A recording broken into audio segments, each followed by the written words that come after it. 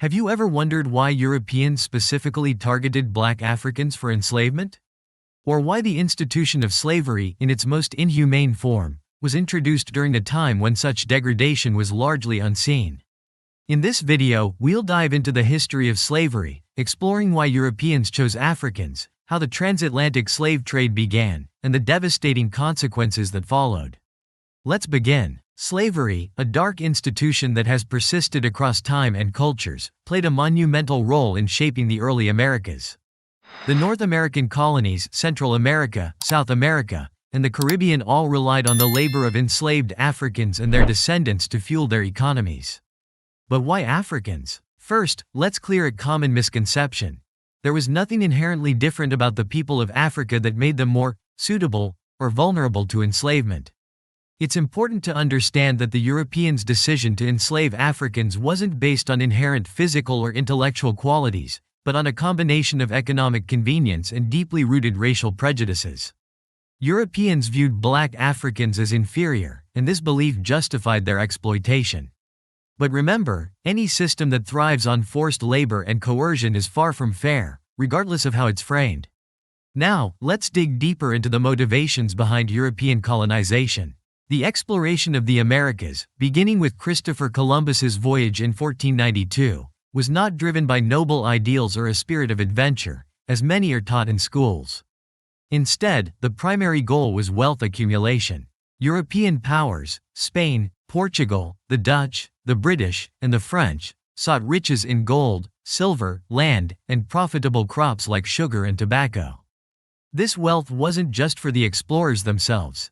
It was meant to strengthen European monarchies, expand empires, and solidify global influence. However, the earliest attempts to build wealth in the Americas didn't rely on slavery. Initially, European settlers tried to enslave indigenous populations or even employ indentured servitude from Europe. But these systems faltered, indigenous populations were decimated by disease and conflict, and European laborers often lacked the numbers or resilience for the harsh working conditions in the New World. At this point, the transatlantic slave trade emerged as the most efficient solution. Africa, with its established trading networks and existing systems of enslavement, became a prime source of labor. Europeans, using brutal force and manipulation, expanded this system on an industrial scale. Millions of Africans were captured, transported across the ocean in horrific conditions, and sold into a lifetime of enslavement.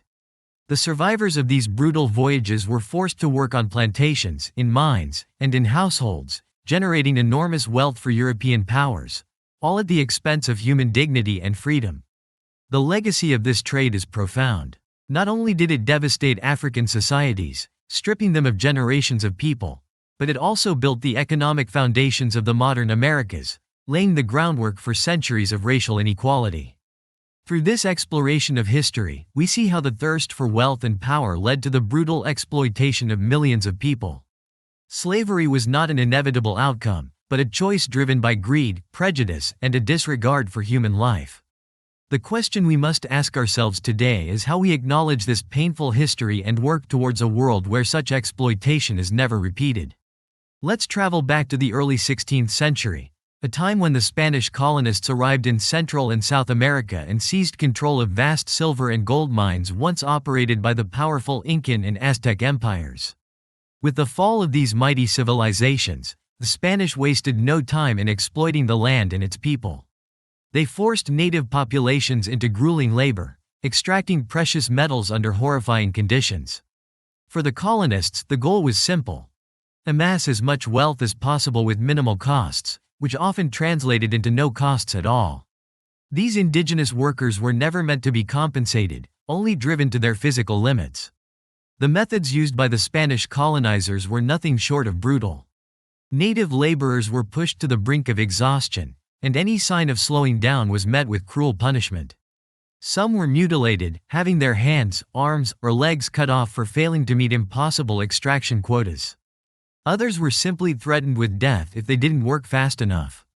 This ruthless system of forced labor allowed the Spanish to dramatically expand their mining efforts, pulling vast quantities of silver and gold from the earth, feeding the empire's insatiable hunger for wealth throughout the 16th century.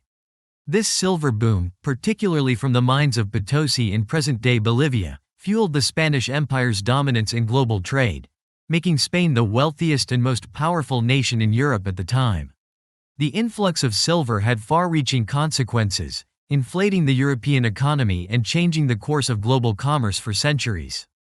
But the Spanish hunger for wealth wasn't satisfied by the silver of the Andes alone. They turned their attention to other parts of the Americas, hoping to strike gold in places like North America and the Caribbean. Yet, these regions didn't yield the riches they had expected. The dream of finding more abundant gold and silver turned into frustration, as the lands they explored lacked the same mineral wealth as the heartlands of the Inca and Aztec empires. As a result, the Spanish and other European powers began shifting their focus toward different resources: land, crops, and most notoriously, the transatlantic slave trade. This shift marked a new and equally devastating chapter in the exploitation of human labor, with the consequences reverberating across continents for centuries to come. Despite early setbacks, European monarchies and colonists remained relentless in their pursuit of profit. To achieve this, they shifted their focus from precious metals to crops like sugar, tobacco, rice, and later cotton, each of which promised enormous financial gains. These crops, known as cash crops, became the backbone of the colonial economy, especially in the Americas. However, cultivating and processing these crops required intensive labor. European laborers, who were initially employed, demanded payment and rights, which cut into the profits that colonists sought to maximize. In their quest to reduce labor costs, colonists increasingly turned to slavery. What began as the exploitation of indigenous peoples in Central and South America, through systems like the encomienda, soon expanded into a broader, more horrific enterprise. Native populations were decimated by disease, overwork, and violence, which forced colonists to seek new sources of labor. This shift laid the foundation for the transatlantic slave trade, where enslaved Africans became the primary workforce for the burgeoning plantation economies. By the early 17th century, a dark chapter in human history unfolded. In 1619, the first documented group of enslaved Africans arrived at Jamestown, Virginia, marking the beginning of a brutal system that would shape the future of the United States. These Africans did not arrive by choice. They were forcibly brought to the shores of North America by Dutch traders operating under British control, sold into a life of unimaginable hardship and deprivation. Their arrival signaled the beginning of an institution that would fuel the economies of the Americas for centuries, yet at an unimaginable human cost. Enslaved Africans were forced to work on plantations, cultivating tobacco and, eventually, cotton, industries that would grow to dominate the southern colonies. This system of racial slavery became deeply entrenched, forming the economic and social fabric of what would later become the United States. What began as a quest for wealth and dominance in the New World evolved into one of the most oppressive and exploitative systems in history. The transatlantic slave trade forcibly displaced millions of Africans, stripping them of their freedom, identity, and humanity, all in the name of profit. It was a tragedy that not only shaped the Americas but left a legacy of inequality and racial injustice that persists to this day. You see, even before enslaved Africans were brought to what would become the United States, many had already been transported to the Caribbean and Latin America. This began as early as the early 16th century, during a time when European powers were in a frenzy to explore, colonize, and extract wealth from not only North America, but also South and Central America, along with the Caribbean islands. However, here's the twist. The enslavement of black Africans didn't begin with the colonization of the Americas. Its roots stretch back even further to the 15th century, when the Portuguese, among the first European powers to reach Africa, began enslaving Africans as part of their broader trading ventures. The Portuguese initially arrived on the African continent in search of gold and other valuable commodities. However, as their interactions with local African kingdoms deepened, they found another form of wealth: enslaved people. At first, enslaved Africans were taken to work in Portugal and Spain, but this system quickly expanded as the Portuguese began transporting enslaved people to their colonies in the Atlantic Islands and eventually the Americas. This marked the beginning of a long and brutal transatlantic trade in human lives. It's important to recognize that the practice of slavery wasn't new or unique to black Africans or even Africa itself. Slavery had existed in various forms across the world for centuries. In fact, prior to the transatlantic slave trade, there was an active and long-established system of slavery within Africa, where people were often enslaved through warfare, debt, or criminal punishment. Islamic traders had also been involved in the trans-Saharan slave trade, transporting enslaved Africans to North Africa and the Middle East. In West Africa, certain communities even engaged in internal systems of slavery. However, what made the European involvement so devastating was the scale and scope of their operations. When the Portuguese and later the Spanish, Dutch, British, and French began enslaving Africans, they did so on an industrial scale, transporting millions of people across the Atlantic. This system was different from earlier forms of slavery in its sheer brutality and the racialization of enslavement. Over time, Europeans came to view black Africans as an inexhaustible supply of labor, equating their skin color with subservience, which justified their exploitation in the eyes of many colonizers. By the time the Americas were colonized, the European powers had already established a network for the mass enslavement and transportation of Africans. This system would soon be expanded to meet the labor demands of the vast plantations being established in the New World. Whether it was in the sugar fields of the Caribbean, the mines of South America, or the tobacco plantations of North America, enslaved Africans became the backbone of European wealth in the Americas. The Portuguese may have ignited this cruel practice in the 15th century, but the ripple effects would be felt for centuries, across continents, as slavery became deeply embedded in the economic and social systems of the Americas. This marked the beginning of one of the darkest chapters in human history, a system of exploitation and dehumanization that would shape the world in profound and lasting ways. This brings us to a critical question. Why did European colonists begin to exclusively rely on black Africans as their primary source of enslaved labor? The answer lies in the economic motivations behind colonization. The colonies in the Americas were never intended to be fair or equal societies.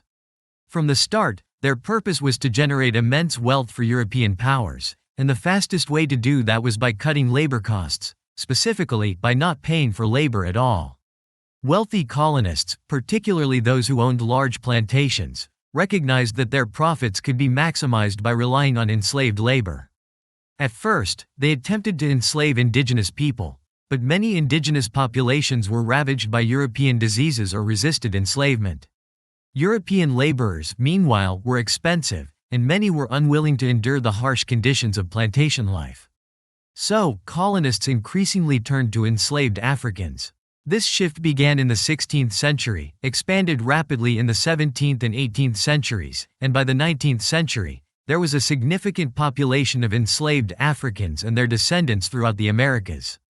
This wasn't just an economic decision, it became institutionalized, with slavery becoming a legally hereditary condition.